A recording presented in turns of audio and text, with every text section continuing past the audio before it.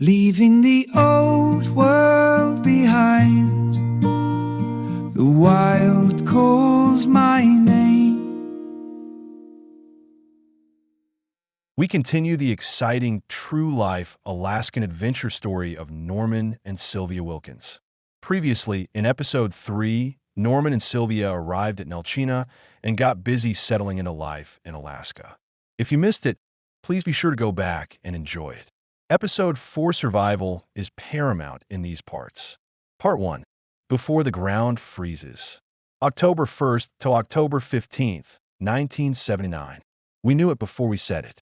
You don't have to talk much in a place like Alaska when winter's coming. You can feel it working its way in, through the wind, through the ground, through the way people start moving a little faster. We've been living in a tent. That might be fine in summer, but not now. Not anymore. October 1st, 1979. I rested most of the day. Didn't have much choice. The wind had come up hard, rattling everything we owned, and the kind of tired I felt. It wasn't something you just walked off. Sylvia moved around camp, steady as ever. Straightening things, checking supplies, thinking ahead. She didn't say it outright, but she knew what I knew. We needed walls. That evening, I put a new fuel filter on the buggy, greased it, and shifted the load around. Rain came in light, cold enough you noticed it. October 2nd. That's the day I met a young musher named Libby Riddles. She came down to the lodge with a helper and a team of dogs.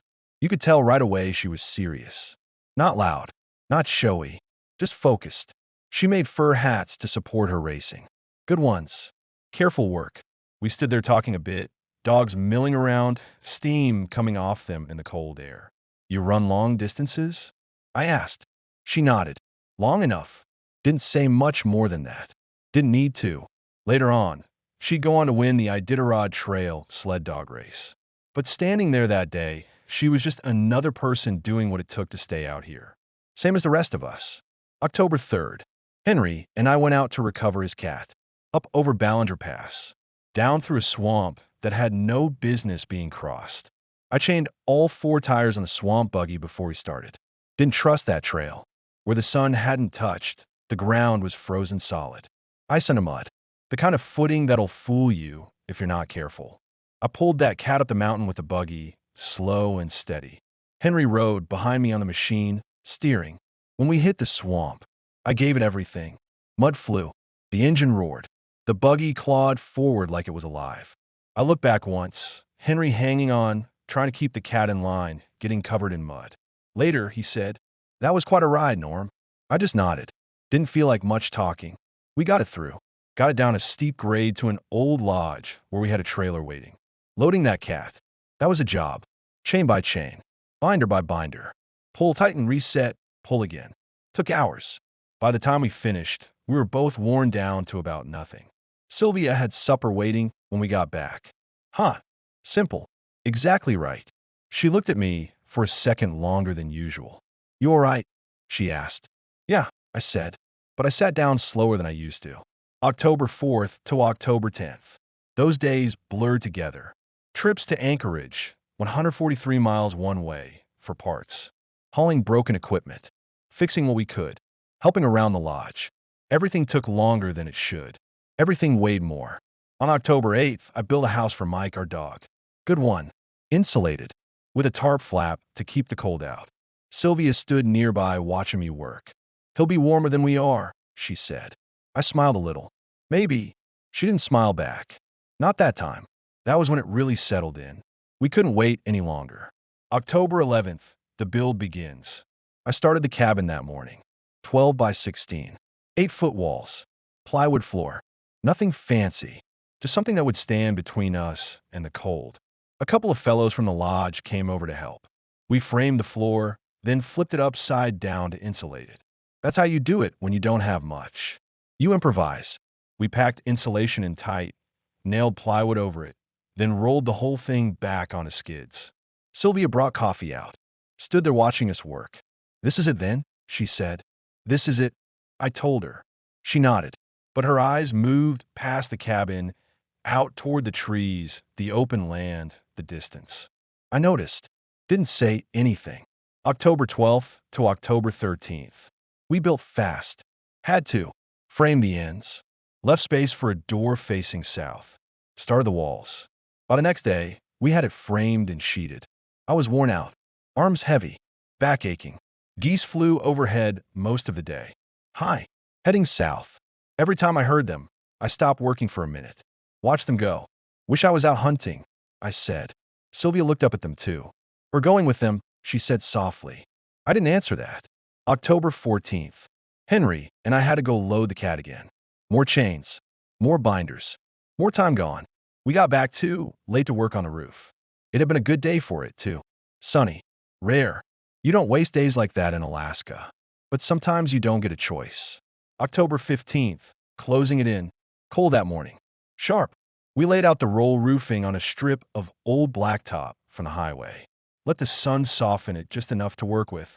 Cut it into 16-foot lengths. Then we hauled it up. The roof pitched 8 feet on each side. Not steep, but enough to make it work.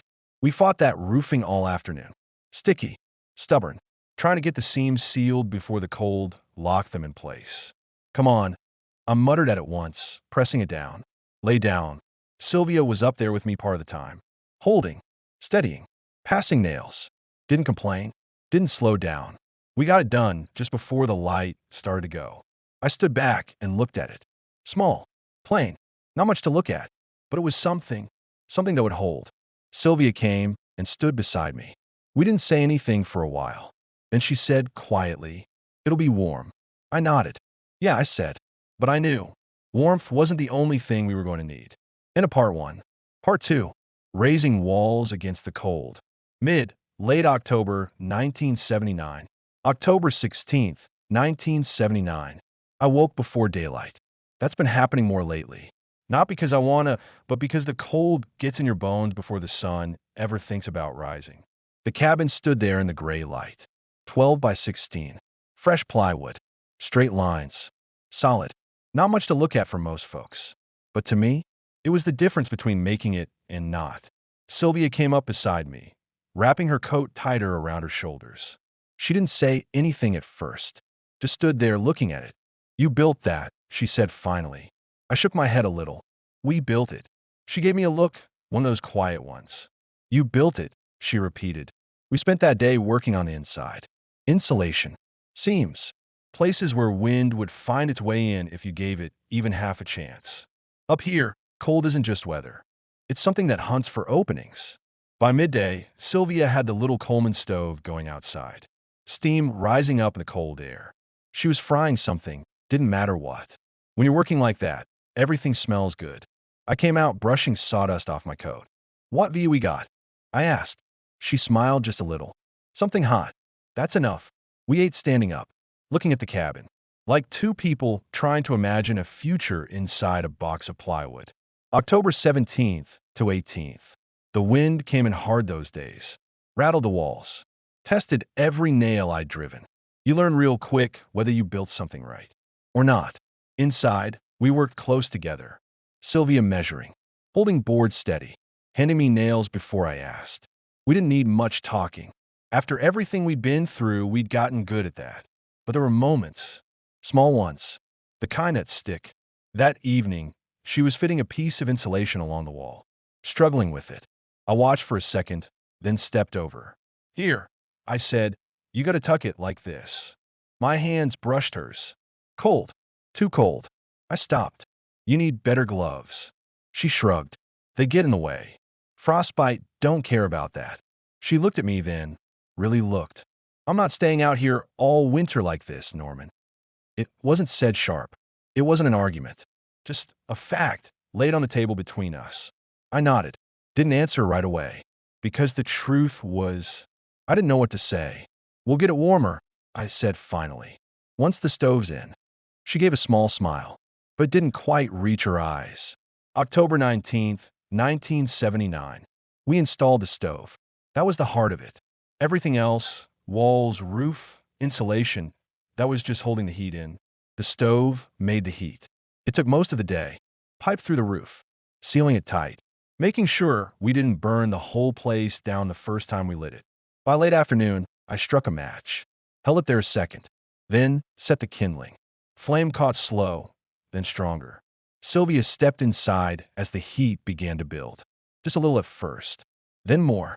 She stood there, hands out in front of her, letting the warmth touch her fingers, her face.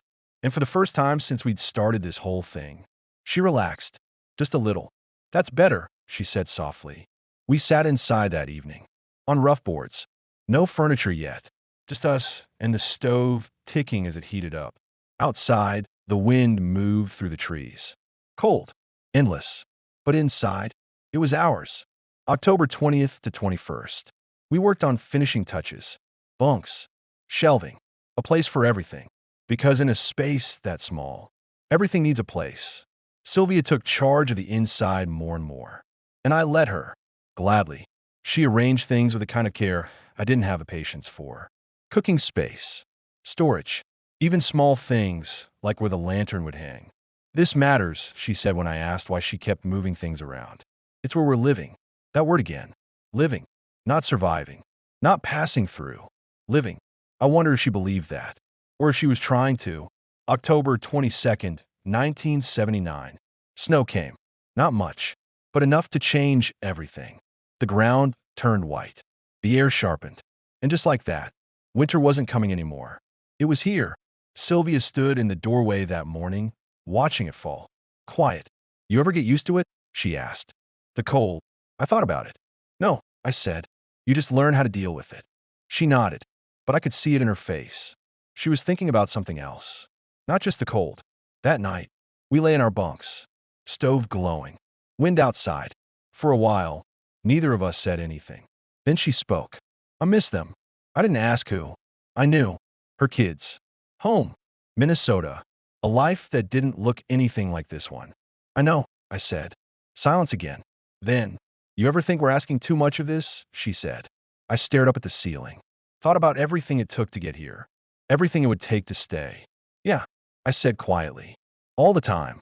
She turned toward me in the dim light. "Then why do it?" That was the question. The real one. I took a breath. Let out slow. "Because if we don't," I said, "we'll always wonder if we could have." She didn't answer. But after a while, I heard her shift closer. Just a little. And that was enough. For that night. In a part 2. Part 3. Voices at the Edge of Winter. Late October. Early November 1979. October 23rd, 1979. The cabin held the heat now. Not perfectly, but enough. Enough that you didn't wake up stiff from the cold. Enough that coffee in the morning felt like something close to comfort. Sylvia had already made the place her own. I'd built the structure. She'd built the living inside it. That morning I came in from splitting wood and found her rearranging the shelves again. "You just moved those yesterday," I said. She didn't look up. Didn't like it. I leaned against the wall, watching her work. "You're gonna run out of ways to move things." She smiled faintly. I doubt it. It wasn't really about the shelves. I knew that. She needed control over something. Something small. Something that made sense. Because out here, a lot didn't. October 25th. The lodge had become more than just a place to get supplies. It was where people gathered, where stories got told, where you learned what the country was doing without ever needing a radio. That night, the place was busy. Hunters passing through. A couple of trappers. Tim behind the counter. Henry moving in and out like he always did. Half working, half visiting. Sylvia sat at one of the tables, talking with Betty. I watched them for a while. Sylvia laughing, really laughing. The kind I hadn't heard much since we left Minnesota. I walked over. "What's so funny?" I asked. Betty grinned. "We're deciding whether you're worth keeping." I nodded. "Fair question." Sylvia shook her head. "You'd lose that vote." It felt normal. For a minute. Like we weren't so far from everything else. Then the door opened. Cold air came in like it had something to prove. And just like that, you remembered where you were. October 27th, 1979. Work didn't stop. Not for weather. Not for anything. Henry had jobs lined up. Always did. Fixing equipment. Hauling. Helping someone out of a mess they got themselves into. That day, we were out pulling a rig that had sunk into a soft stretch of ground. Nothing dramatic. Just steady, stubborn work. Sylvia stayed back at the lodge. Helping Betty. Cooking. Keeping things moving. When I came back, she had supper ready. Hot stew. Fresh bread. You didn't have to do all that, I said. She shrugged. People gotta eat. But later, when it was just the two of us in the cabin, she said quietly, I like being there. At the lodge. She nodded. There's people. Talking. Things going on. I sat down across from her. There's people here too. She gave me a look. You know what I mean? Yeah, I did. October 29th. Snow again. Heavier this time. The trail started changing. What was mud last week turned hard. Frozen. Unforgiving. Good for travel in some ways. Bad in others. Everything got louder in the cold. Engines. Metal. Even footsteps.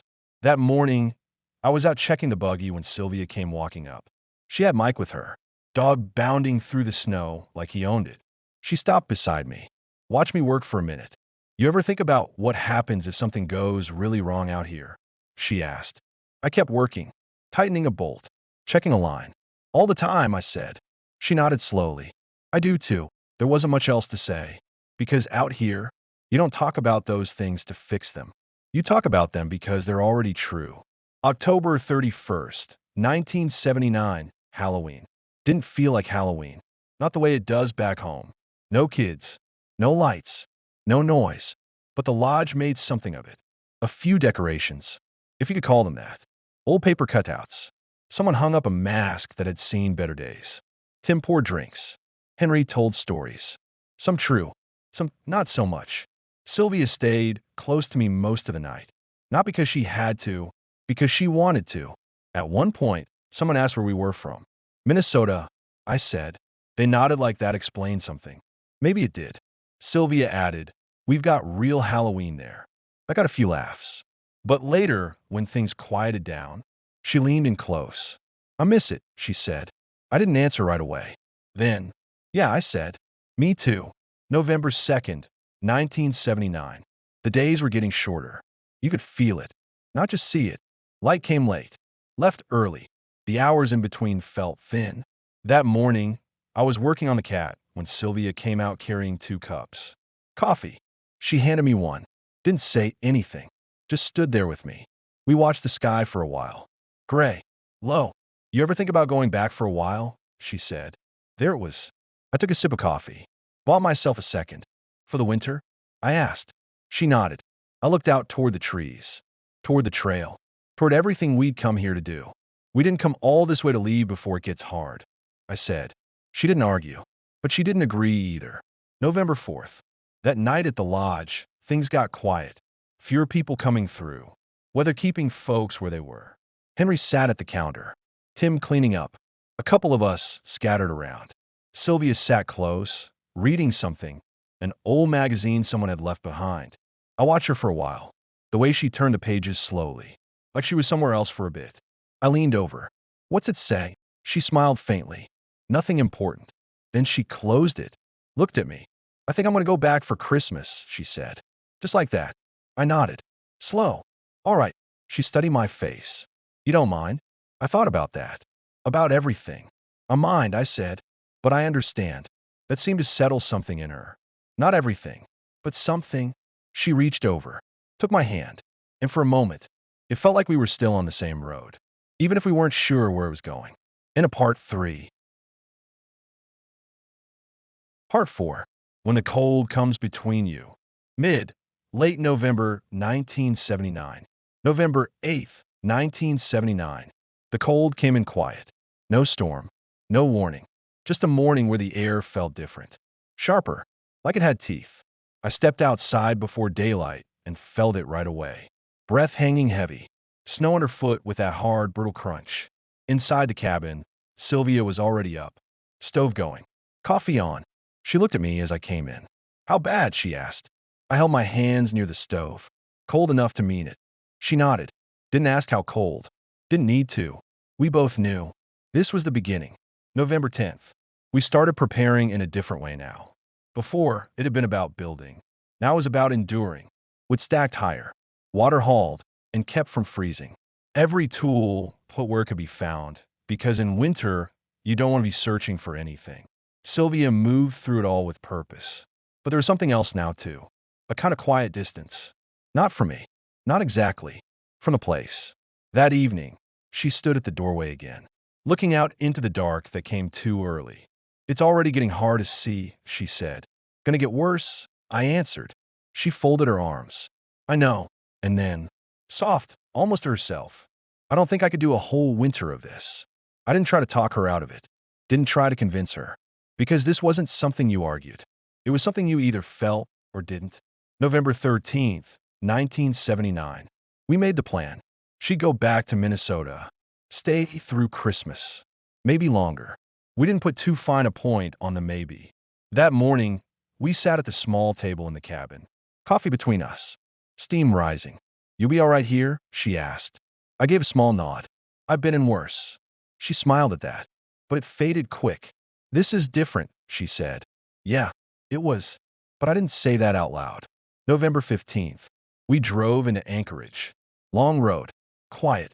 The kind of quiet where both people are thinking the same thing. And neither one says it. Sylvia watched the landscape pass by. Snow. Trees. Miles and miles of it. "You don't get this back home," she said. "No," I said. She turned toward me. "There's a reason for that." I almost laughed. Almost. At the airport. That's where it got real. People moving. Voices. Warm air. Everything fast and bright compared to what we'd been living in. Sylvia stood there with her bag. Coat pulled tight. "You sure you don't want to come?" she asked. I shook my head. "Not yet." She studied me, like she was trying to decide something. Then she stepped closer, put her arms around me, held on a little longer than usual. "You be careful," she said. "I will." "You promise?" "I promise." She pulled back, looked at me one more time. Then she was gone. Just like that. November 16th, 1979.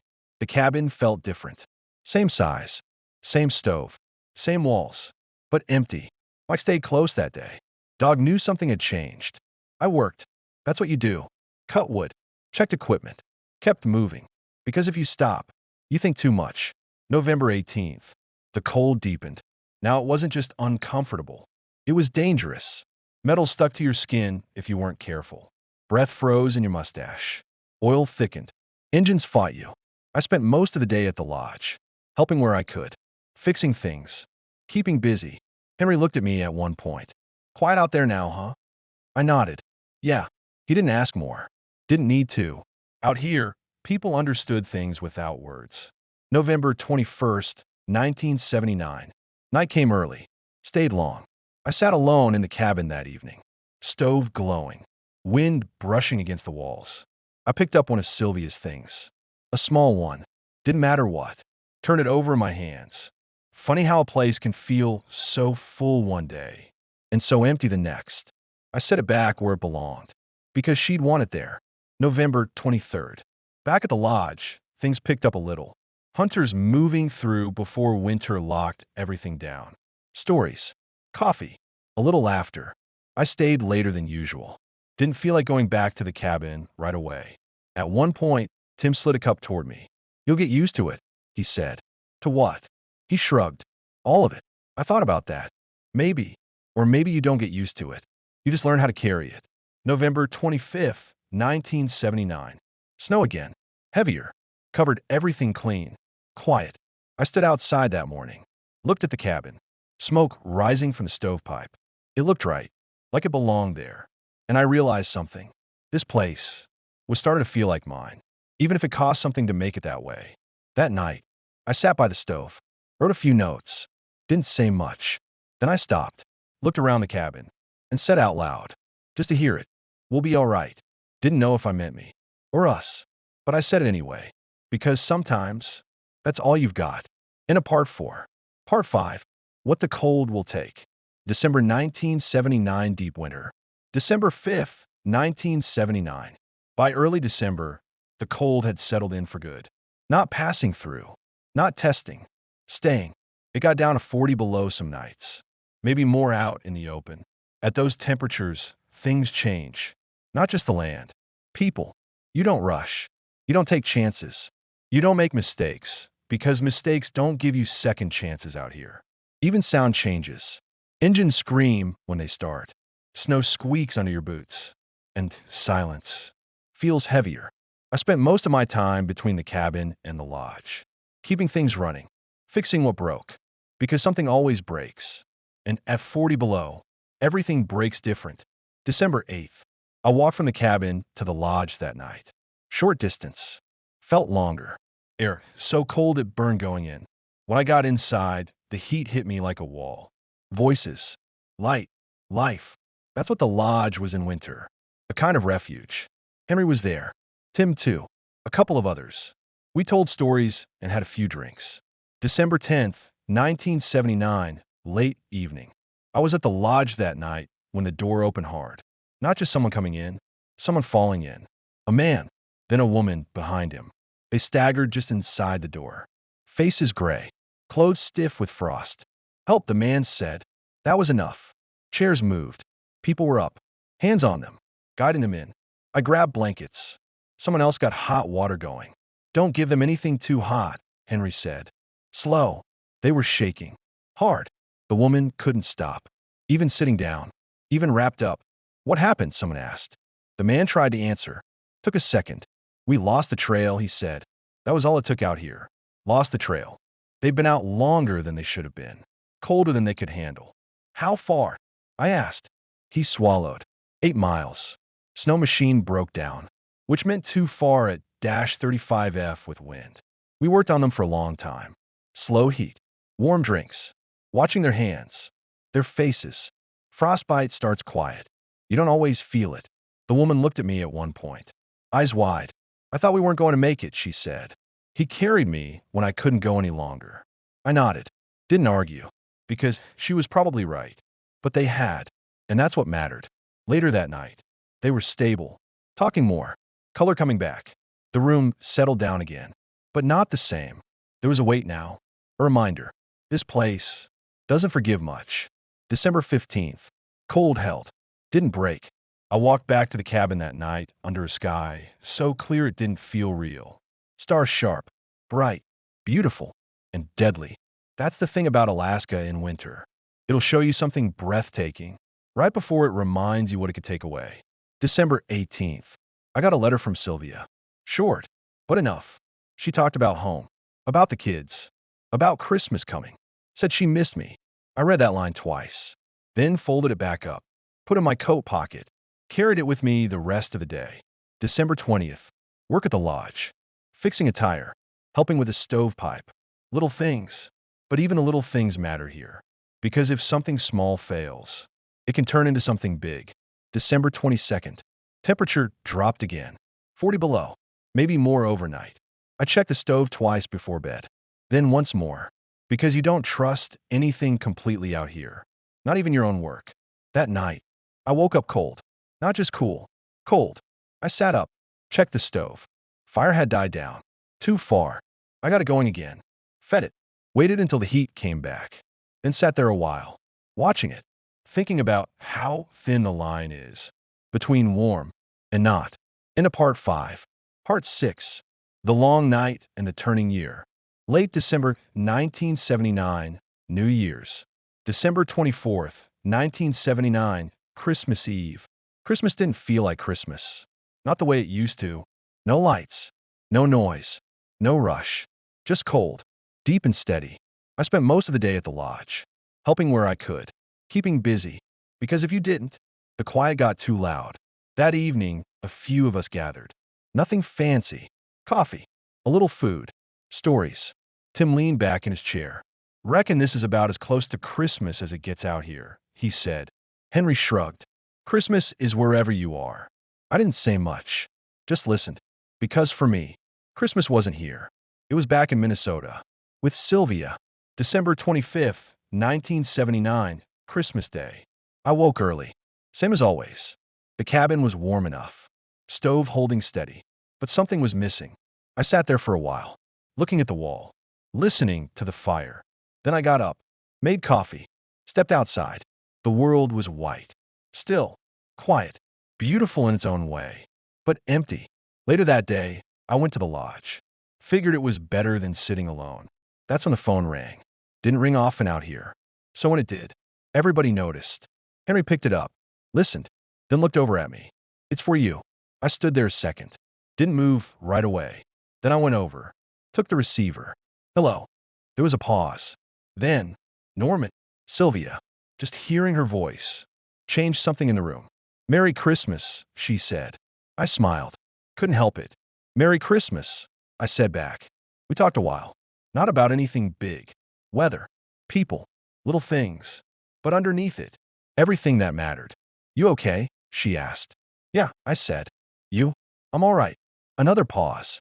"I miss you," she said. I looked down at the floor. "Miss you too." Neither of us said more than that. Didn't need to. When the call ended, I stood there a moment longer, receiver still in my hand. Then I hung it up, went back to the table, sat down, and for the first time in a while, the place didn't feel quite so empty. December 28th, 1979. Cold held. Days passed slow, nights longer. I kept to the routine. Cabin, lodge, work. That's what gets you through. Routine. December 30th. Something happened that reminded me. Even the small things can turn on you. I've been inside the cabin most of the day, working, keeping the stove going. At one point, I stepped outside without my boots. Just for a second, or what I thought would be a second. The floor of the cabin, cold enough that it pulled the heat right out of you. I stepped back in quick, but not quick enough. My feet hit the floor and stuck, just for a moment. But it was enough. I pulled back hard, sat down, checked them. Skin red, already turning. I worked them slowly. Careful. That's how it happens. Not in some big dramatic way. Just a small mistake. And the cold is right there, waiting. December 31st, 1979, New Year's Eve. You wouldn't think a place like this would celebrate much. You'd be wrong. By evening, the lodge was full. More people than I'd seen in weeks. Word travels. Even out here, someone brought a bottle. Someone else brought more. Laughter came easier that night. Louder. Tim was telling a story that probably wasn't half true. Henry just shook his head. "Gonna be a long winter if you keep talking like that," he said. "Better than listening to you." Tim shot back. That got a rise out of the room. I sat there, watching it all. People who'd been quiet for weeks. Suddenly alive. Because that's what you do out here. You hold it in. Until you can't. Then you let it out all at once. Near midnight, someone stepped outside. Came back in and said, "Clear sky. Stars are out." A few of us followed. Stood there in the cold. Breath rising. No fireworks. No noise.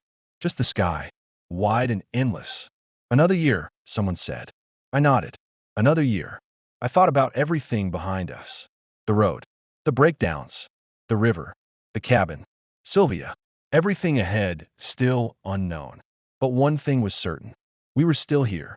And that meant something. January 1st, 1980, early morning. I walked back to the cabin alone. Snow underfoot. Stars overhead.